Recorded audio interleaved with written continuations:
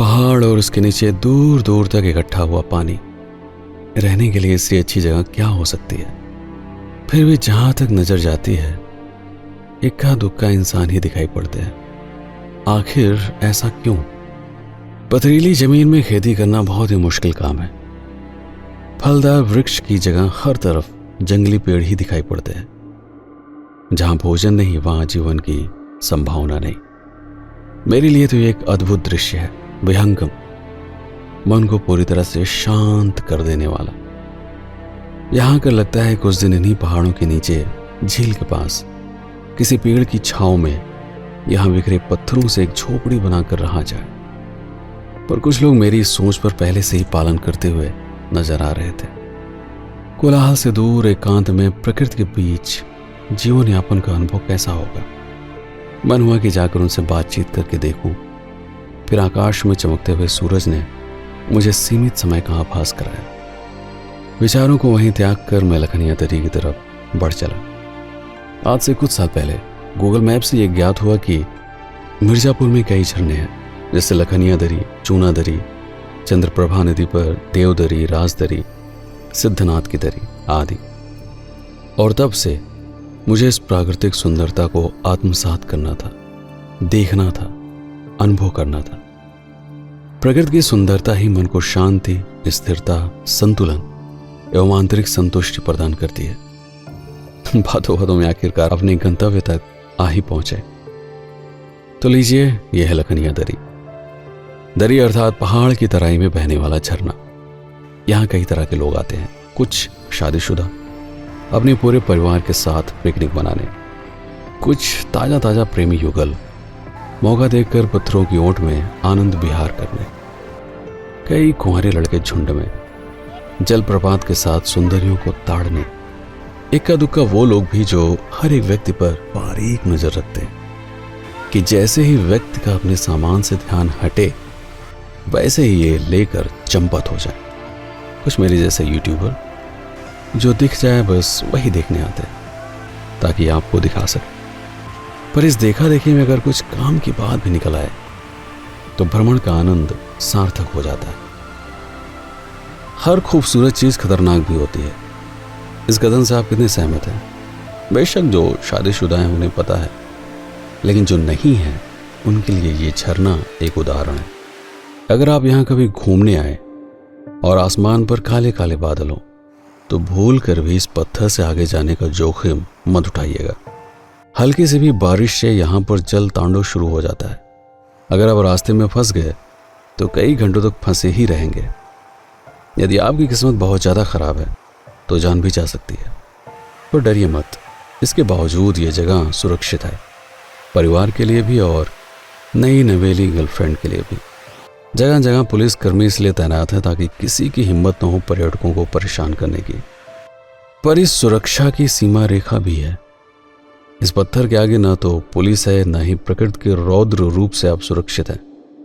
लेकिन फिर भी रोमांच की तलाश में लोग इस पत्थर के आगे 1 किलोमीटर पैदल चलकर आखिरी छोर तक पहुंचते हैं। यहाँ का दृश्य अविस्मरणीय है, अद्भुत, विहंगम, विस्तृत, विराट, विलक्षण।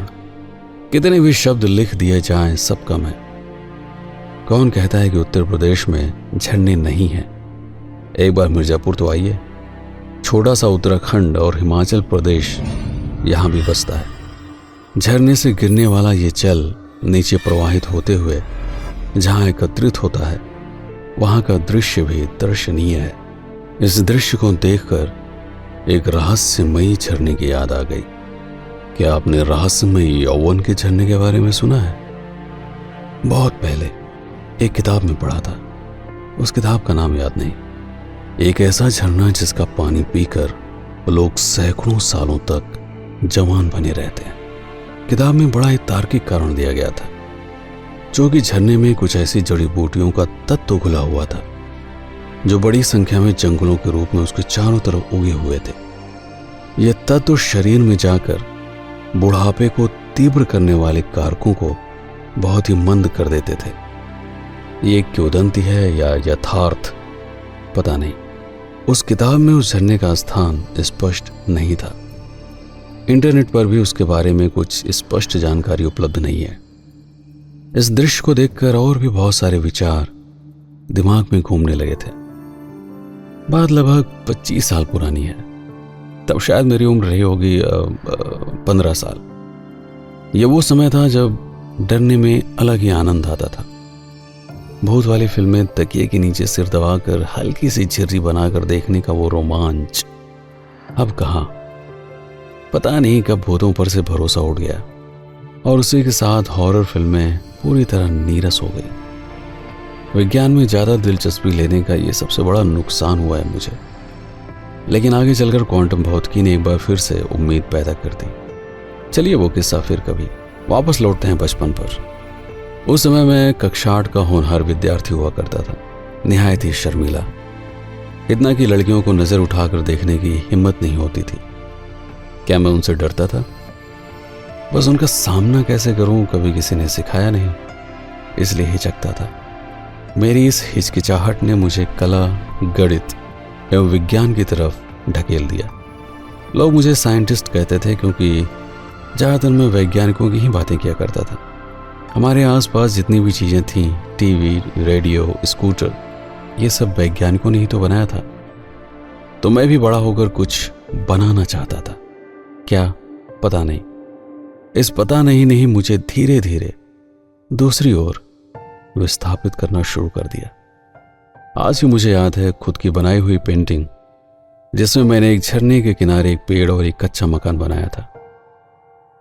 रंगने के बाद भी वो बात नहीं आ पा रही थी, तो मैंने उस पर फेविकोल लगाकर सुखा दिया। ये मैंने कहाँ से देख कर किया, ये मत पूछिए। मैं अपने जीवन में ऐसे ही ऊटपटांग काम करता आया हूँ। ज़्यादातर का कोई सिर पैर नहीं होता था, न ही कोई परिणाम निकलता था। लेकिन ये फेविकोल वाला आइडिया काम कर गया। उसके रंग ऐसे लगने लगे जैसे कि मशीन से बने हो। मेरी कला के टीचर ने 5 मिनट तक घुमा घुमा कर हर कोण से उसका मुआयना किया। फिर मेरी तरफ विचित्र नजरों से देखा, जैसे कि उन्हें शक हो कि क्या ये पेंटिंग मैंने ही बनाई है।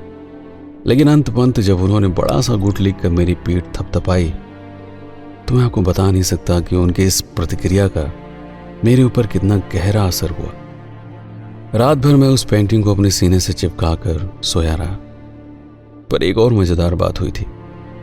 वो जिस जगह बैठते थे उसके ठीक सामने लड़कियों की पंक्ति शुरू होती थी।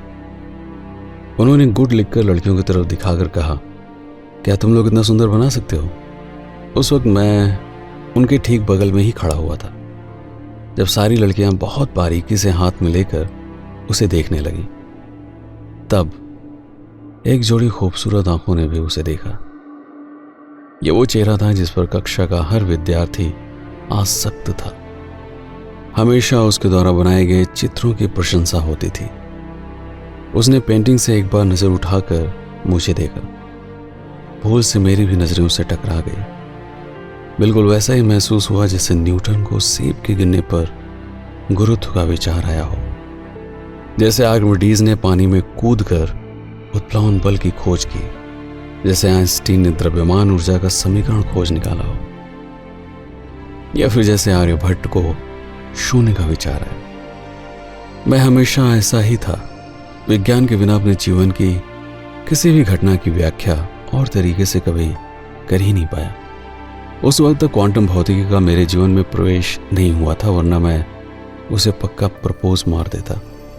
आज सोचता हूं तो लगता है कि अच्छा है उसने पेंटिंग्स को देखकर ऐसे मुंह बनाया जैसे कि ठीक ठाक है, कोई खास नहीं।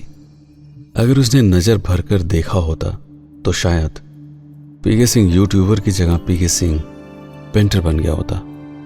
पर देखा जाए तो दोनों में ज्यादा फर्क नहीं है। पहले मैं स्केच से चित्र बनाया करता था और आज कैमरे से। तो अपने जीवन से एक सिद्धांत मैंने निकाला, अगर इस दुनिया में मादाएं न होती तो नर की शक्ति एवं बुद्धि का क्या कोई अर्थ होता? मादा को प्रभावित करने के लिए प्राणी जगत में नर अपनी शक्ति और बुद्धि का प्रदर्शन करता है। यह दिखावा गुप्त रूप से अमर होने का लालच है। प्रश्न है कैसे? ताकि मादा नर के अस्तित्व का विस्तार कर सके, उसके बच्चे को जन्म देकर। भविष्य में भले ही वो ना रहें, लेकिन उनके अस्तित्व का कुछ अंश उनके बाद भी सक्रिय रहे। दरअसल ये सारा खेल बस अमर होने का है। वासना सृष्टि द्वारा रची गई वह प्रक्रिया है जो आपको भौतिक रूप से अमर बनाने का एक माध्यम प्रदान करती है। सृष्टि के लिए हमारे विचारों का कोई मोल नहीं, इसलिए विचारों की अमरता के लिए उसने कोई भी तरीका विकसित किया ही नहीं, लेकिन हमने किया, क्योंकि सिर्फ भौतिक अमरता ही काफी नहीं थी। मरने के बाद हम अपने विचारों को भी जीवित रखना चाहते थे। इसी इच्छा ने मूर्तियां, चित्र, लेख, किताब, इंटरनेट, वीडियो, इन सब की शुरुआत की। पिकासो मर गए, लेकिन फिर भी हम उनके चित्र देखते हैं। वह हमारे विचारों में अभी भी जीवित हैं। आइंस्टीन अब इस दुनिया में नहीं है, लेकिन आज भी उनके द्वारा लिखे गए समीकरण और सापेक्षिकता का सिद्धांत विज्ञान में रुचि रखने वाले हर व्यक्ति को अपनी ओर आकर्षित करता है। नील्स बोर, मैक्स प्लांक इस दुनिया में नहीं है, लेकिन उन्होंने सृष्टि के उस गुप्त नियम को खोज निकाला जिसे हम कहते हैं क्वांटम भौतिकी, जिससे किसी भी चीज की व्याख्या की जा सकती है। न जाने कितने अभिनेता, लेखक, निर्देशक, संगीतकार इस दुनिया में नहीं है, लेकिन इसके बावजूद चलचित्र, किताब एवं संगीत के माध्यम से वह अभी भी जीवित है। क्वांटम कंप्यूटर धीरे धीरे अपने चरम की ओर विकसित हो रहा है। यदि ये उस सीमा तक विकसित हो पाया कि हमारी चेतना को उसकी स्मृतियों के साथ अपने भीतर सुरक्षित रख सके, तो उस दिन हमें सेक्स की कोई आवश्यकता नहीं होगी। हम बिल्कुल वही अमरता हासिल कर चुके होंगे जो हम चाहते हैं। वह व्यक्ति जो अमर हो चुका है, वो अपने बच्चे क्यों पैदा करना चाहेगा? आपके बच्चे आपका वंश नहीं, बल्कि आपके प्रतिद्वंदी बन जाएंगे। उद्देश्य खत्म तो प्रक्रिया खत्म। यह सृष्टि के मूलभूत नियमों में से एक है। निराशा इस बात की है कि इस अमरता में शायद हम शामिल ना हो पाए। हमारी अगली पीढ़ी के लिए यह संभावना हमसे अधिक है। वीडियो पसंद आया हो तो लाइक, शेयर एवं कमेंट करने के लिए भी थोड़ा सा समय निकालें, क्योंकि इसी से यूट्यूब के लिए वीडियो बनाने की प्रेरणा मिलती रहती है। मैं हूं पीके सिंह और आप देख रहे हैं प्रतापगढ़ हब। शीघ्र ही पुनः वापस आऊंगा कुछ नया लेकर। तब तक के लिए विदा।